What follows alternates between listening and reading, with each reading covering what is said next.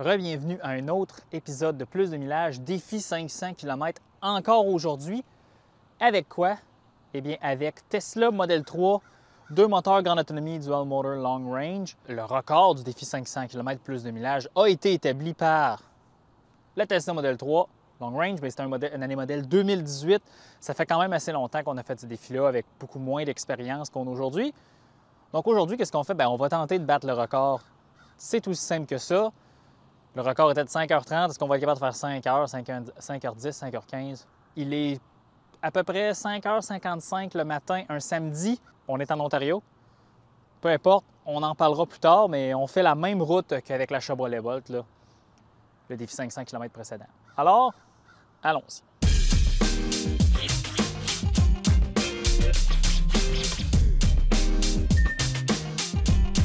Il est 6 heures, là, on est juste en train de terminer la recharge ici là, sur une borne de niveau 2. Voyez-vous, ma limite de recharge est à 95 %. Pourquoi? Eh bien, c'est parce que ce véhicule-là, qui est un véhicule de location de Avis, peu importe, bien, a été assemblé vers la fin de l'année 2022. Donc, il a la batterie de 82 kWh Panasonic, ce qui n'est plus le cas pour toutes les Tesla Model 3 Long Range au Canada. Ils sont importés de la Chine là, depuis la moitié de l'année 2023.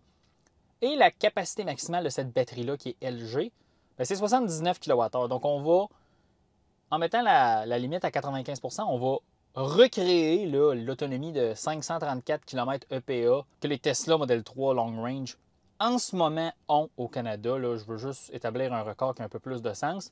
La route, ça va être assez simple. Ah, ça, c'est sûr que moi, j'adore ça. Pour pouvoir vous expliquer la route là, avec cette interface-là, ben, c'est assez simple. Ça va être autoroute 401 vers l'est. Probablement qu'on va rebrousser chemin autour de Kingston. Et on revient ici là, en banlieue est de Toronto. Donc, c'est comme le Chevrolet Bolt qu'on a établi là, 5h37. Je vais être honnête avec vous, la seule chose qui me stresse aujourd'hui, ça va être la circulation. Et les vacances de construction sont commencées. Donc, même si on n'est pas au Québec, bien, il va y avoir de la circulation parce qu'il y a plein de gens qui sont sur la route des vacances. Donc, la circulation risque d'être dense. Donc, c'est pour ça qu'il est 6 h du matin. Là, je veux essayer de me mettre sur la route le plus vite possible. Il reste encore 35 minutes avant d'atteindre 95 % de statut de charge. Donc, lorsque je partirai le chrono, bien, vous allez me voir sur la caméra, là, mais la voiture va être en mouvement. Bon, 6h20, c'est un départ. On va s'engager sur l'autoroute dans quelques instants. On va se diriger, comme je vous disais, sur la 401 en direction est, vers Kingston. Probablement que dans la ville de Brockville, on va faire le demi-tour, puis on va retourner en direction ouest vers probablement notre premier arrêt de recharge. Parce que là, on a au-delà de 500 km d'autonomie. Donc, la première partie du voyage devrait être beaucoup plus longue qu'à l'habitude. Je tenais à vous remercier pour votre support. Hein, plus de millage, au-delà de 2500 abonnés.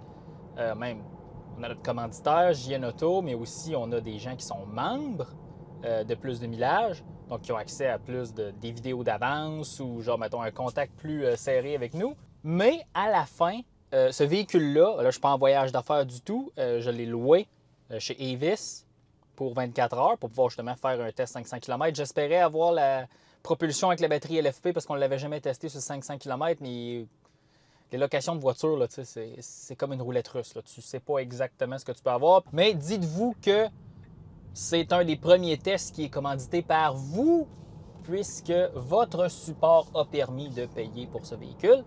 Donc, je vous remercie grandement. Et si vous voulez en voir d'autres, des tests comme ça, puis qu'on puisse avoir plus de véhicules, avoir accès plus vite, bien, c'est super simple. Vous n'avez pas besoin de mettre de l'argent nulle part. Cliquez sur le petit pouce, un like, puis peut-être vous abonner à la chaîne si ça vous intéresse. À la fin, qu'est-ce que ça fait les likes? Quand on like, ça montre la vidéo à plus de gens. Plus de gens écoutent. Nous, ça nous aide beaucoup. C'est comme le cercle vicieux de la saucisse high grade. Plus on en mange, plus elle est fraîche, plus on en mange. On est déjà rendu sur la 401. Allons-y.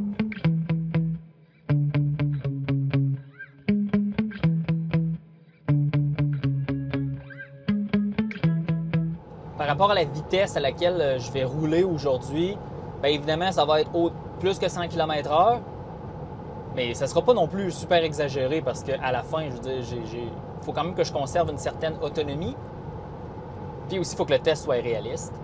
Donc, je pense que ça va... Dans le fond, ce que je pense que je vais faire, je vais suivre le flow du trafic. Mais c'est pas vrai que je vais me restreindre, mettons, à un 102, 105 km/h, peut-être un peu comme le Chevrolet Bolt. Parce que là, j'ai un peu plus d'autonomie, puis c'est aussi ça le défi 500 km. C'est l'équilibre entre l'autonomie, la performance de recharge rapide et l'efficacité à grande vitesse. Puis il y a des voitures qui vont être meilleures, des voitures qui vont être moins bonnes. Évidemment, plus on va vite, la résistance de l'air, c'est normal que la consommation va diminuer, va augmenter. C'est tout à fait normal, mais il y a des véhicules qui sont plus efficaces que d'autres à plus grande vitesse. Donc, c'est aussi important de tester ça, selon moi. Donc, c'est ça qu'on va voir. Donc, c'est sûr qu'il y a des véhicules qui vont être avantagés, d'autres pas, mais le but aussi, c'est de voir là, si vous êtes en train de magasiner pour un véhicule, puis non, moi, je veux absolument un véhicule d'autoroute, c'est vraiment important, puis bien, ça permet aussi de départager les choix.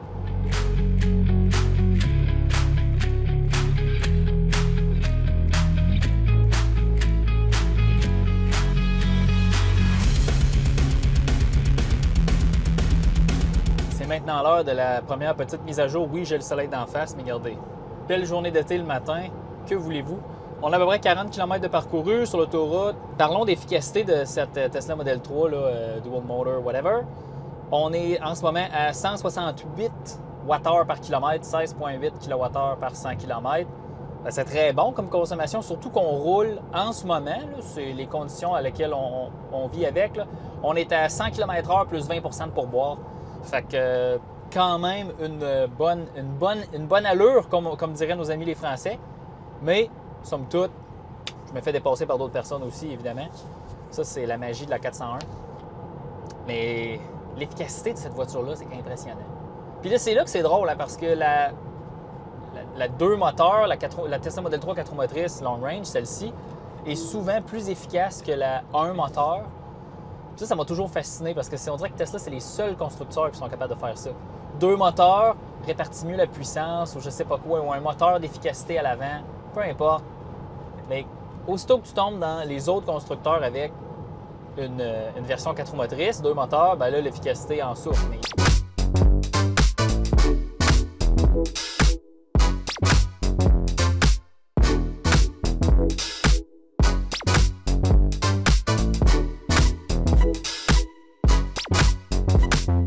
On a bientôt 100 km de parcouru.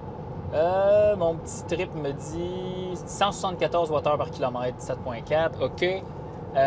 On pourra peut-être parler aussi des différences de la Model 3 qu'on a fait un défi 500 km il y a de cela peut-être même 2 ans maintenant. Bien, c'était une année modèle 2018, donc la première vraie année de vente au Canada. La grosse différence, c'est le système de thermorégulation qui a été installé à l'intérieur de cette voiture-là. En 2018, les Tesla Model 3 n'avaient pas de thermopompe. Les Tesla Model 3 n'avaient pas de système complètement intégré de recirculation du glycol puis d'échange de chaleur dans tous les composants du véhicule. Il n'y avait pas ça. C'est arrivé avec le modèle Y en 2020 que là, toutes les Tesla, incluant la S, la X, la 3, ont été mises à jour à ce système-là avec une thermopompe et l'octovalve là, qui redistribue le glycol partout dans le véhicule. Bien, ça, qu'est-ce que ça donne? Bien, ça donne un boost à l'efficacité aussi parce que si la batterie est froide, mais que le moteur est chaud, le moteur peut envoyer de la chaleur, de l'énergie à la batterie pour se maintenir à une bonne température. Idem pour la climatisation, tout ça. Même que la thermopompe peut refroidir la batterie, vice-versa. La batterie peut chauffer l'habitacle l'hiver. C'est vraiment un bon système de thermorégulation. Puis de notre expérience, puis de ce qu'on regarde, il n'y a encore personne qui a à côté Tesla sur ce point. Mercedes s'en vient proche avec la EQS, la EQE, mais c'est beaucoup moins des voitures grand public. Semblerait-il que la plateforme Ultium de GM, c'est une copie de ce système-là. Ça va être très intéressant à voir. Il faudrait tester un Cadillac Lyriq. Ça s'en vient là, lorsqu'il sera disponible dans la flotte de presse de GM, on mettra la main dessus. Et c'est pour ça que je voulais refaire le test. Aussi parce qu'on a pris beaucoup plus d'expérience. Puis la même chose va arriver avec le Volkswagen ID4. On va probablement le retester lui aussi parce que ça serait... Le temps qu'on a fait de 6 heures et quelque chose, c'est pas représentatif de la nouvelle réalité. Donc, tous les défis 500 km vont être renouvelés pour votre plaisir et aussi afin de montrer la réalité là, en 2023/2024 parce qu'on va approcher rapidement en 2024. Donc, on va... Et aussi, on va tester d'autres véhicules. Il va falloir faire la Ioniq 5, il va falloir faire la Ioniq 6, il va falloir faire la Tesla Model 3 LFP, il va falloir faire plein d'autres véhicules. Donc, ça s'en vient.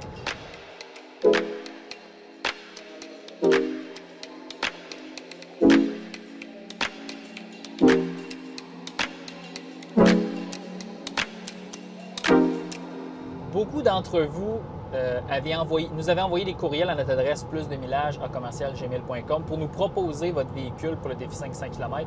Premièrement, merci beaucoup. On a répondu, je pense, à tout le monde. Et si vous vous demandez, ouais, mais là, vous n'avez jamais pris notre véhicule, même si vous l'avez demandé, on est un peu débordé ces temps-ci, moi et Gabriel. Puis c'est pas facile de juxtaposer la famille, le travail, plus de millage en même temps. Puis on veut quand même vous offrir des vidéos de qualité, de l'information factuelle, mais des fois, il faut faire des choix.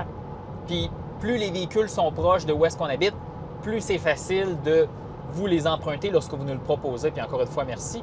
Donc, dans ceux qui nous ont proposé leur véhicule, désolé de ne pas avoir répondu à votre demande immédiatement.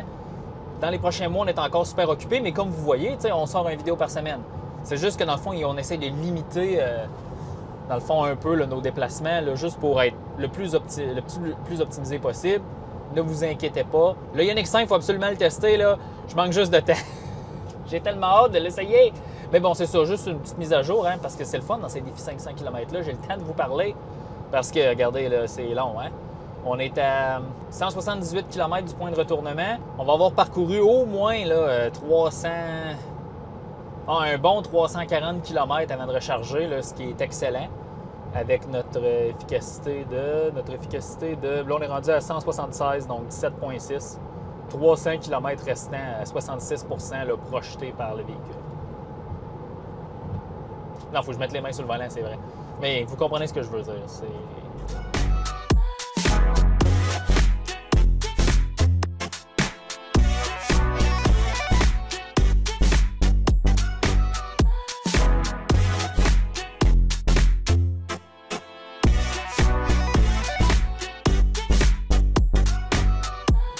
Mise à jour officielle de 200 km de parcouru, 8 heures du matin, donc ça fait 1h40 qu'on roule. Consommation moyenne, 170 Wh par kilomètre, 17 Wh par kilomètre. C'est capoté parce que je roule à peu près à 100 km/h plus les taxes, 100 km/h plus 20 % de pourboire, là, ça dépend, là, tout dépendamment de la circulation là, sur l'autopilote. On me dit qu'il me reste 227 km restants. Rappelez-vous, je suis parti à 94-95 % pour refléter la nouvelle autonomie réduite là, des modèles présentement en vente. C'est fou, là. Les 226 km, j'en ai 200 de parcouru, là. C'est amplement... Tu sais, c'est un 4 heures d'autoroute soutenue à bonne allure. Là, il fait 21 degrés, donc on a des conditions idéales l'été. Ça veut dire que l'hiver, peut-être enlever, mettons, 150 km ou, mettons, 100 km. C'est impressionnant. Anxiété d'autonomie, là, ici, ça n'existe pas. On est dans un nouveau monde. Tout porte à croire qu'on va arrêter au superchargeur V3 à Kingston. On va arriver entre 7 et 9 % de statut de charge. Ça va être parfait pour une recharge rapide. On va voir. Je ne suis pas encore prêt à vous dire combien de temps je vais charger pour compléter le 500 km, mais pour l'instant, ça se passe bien. Un défi 500 km très facile pour l'instant.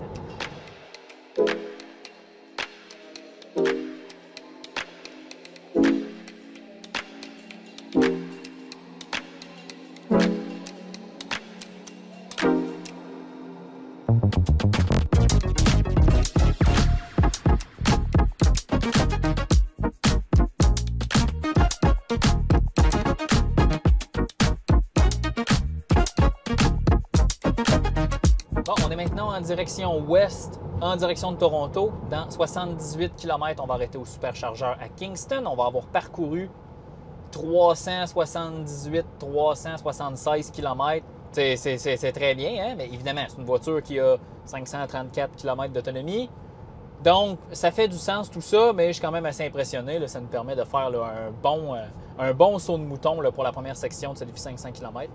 Encore une fois, tout va bien.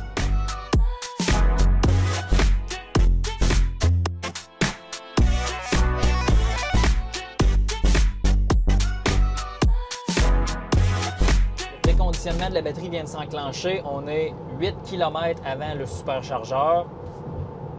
J'ai hâte de voir combien de temps ça va prendre à recharger. Le samedi, 25 minutes parce que j'y ai pointé une destination. Là, en fait, j'y ai pointé la destination finale étant une pointe de départ, mais le 500 km va se faire avant.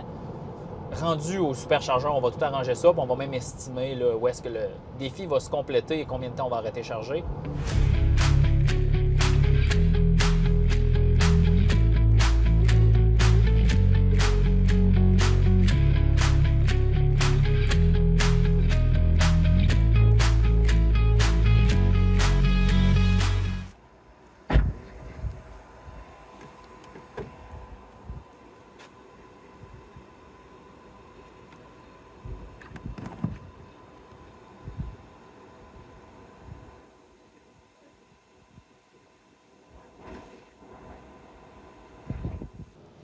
on est maintenant à Kingston, au superchargeur en pleine recharge. Là, je suis allé à la salle de bain, je suis revenu. Là, on charge de 188 kW. On a commencé à genre 216, 220.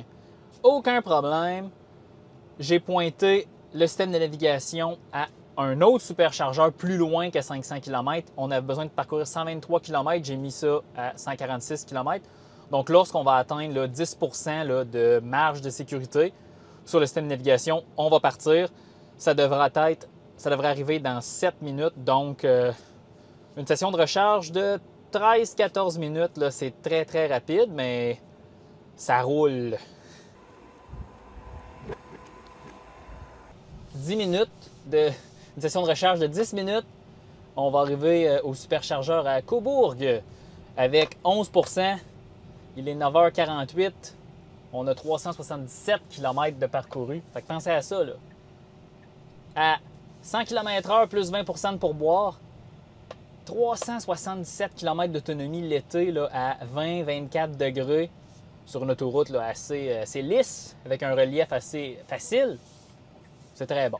Évidemment, c'est une batterie de 79-75 kWh. Oui, c'est une grosse batterie, mais c'est efficace parce qu'on fait... C'est comme ma consommation, là, si je passe mon petit trip. 172 Wh, 17,2. Je veux dire, c'est consommation Chevrolet Bolt, là. Fascinant, fascinant, fascinant. Alors, on continue. On embarque sur l'autoroute dans peut-être 1 kilomètre. La prochaine fois qu'on se reparle, je pense que c'est le décompte du 500 km. On va parcourir 120 km puis ça va être fait. Il va peut-être être 10h50. Entre 10h50 et 11h, ça veut dire qu'on va faire ça en 4h40. Si c'est le cas, ben, ça va être un record fracassé. Complètement fracassé.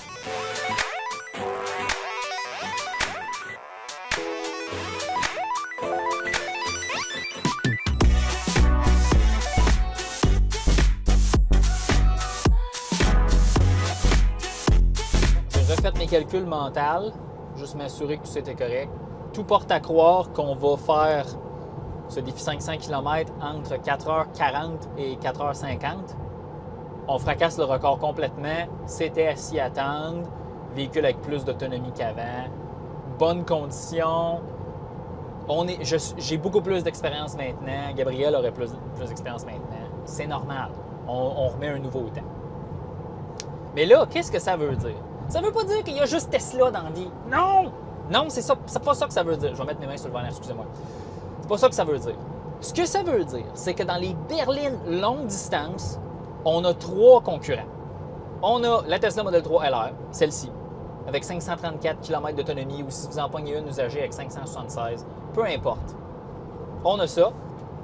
On a la toute nouvelle Ioniq 6, qui a supposément 581 km EPA NRCan. Oui, elle est propulsion seulement, mais bon, regardez. Elle a quand même 500 km plus avec la version 4 motrices.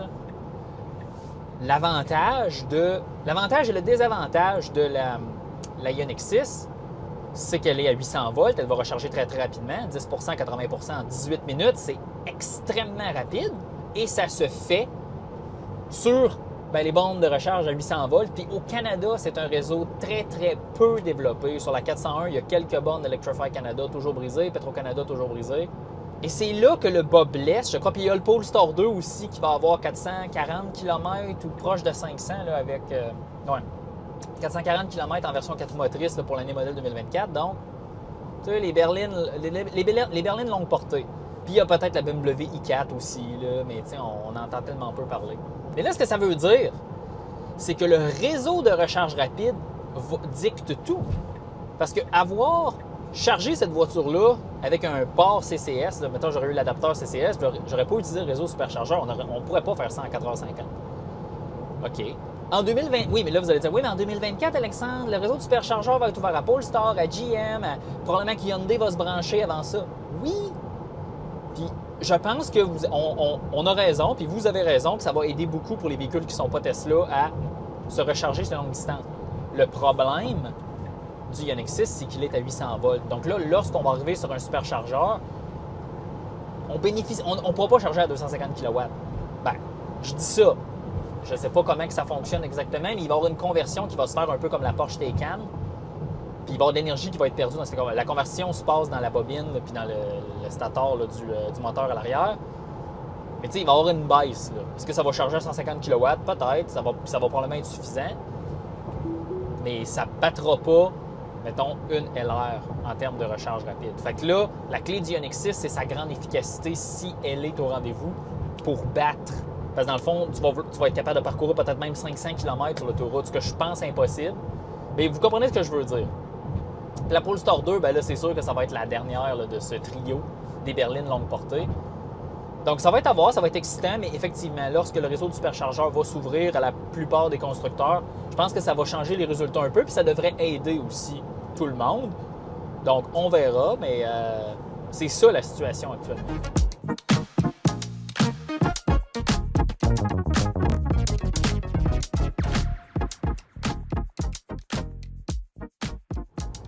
OK, 498 km. Donc là, évidemment, il n'y a pas de décimale sur les Tesla, là, donc c'est un peu tannant. Donc, dans les prochaines 30 secondes, minutes, je vais couper du temps, là, pour pas que vous attendiez une minute à voir ça passer, mais il est 10h53. Donc, à 11h, ça allait faire 4h40. Donc là, on enlève 7 minutes, on est à 4h33. C'est complètement capoté. Complètement capoté. 499, le 500 s'en vient. Fait que ça va se faire à 10,54 probablement. 500 km, 10h53, on va dire 10h54. Là. Donc 4h36. 4h36, le record est complètement fracassé du défi 500 km. Un arrêt de recharge de 10 minutes. Wow! Consommation 172 Wh par kilomètre. On a consommé 86 kWh d'énergie. Wouh! OK! On se revoit à la conclusion à la station de recharge.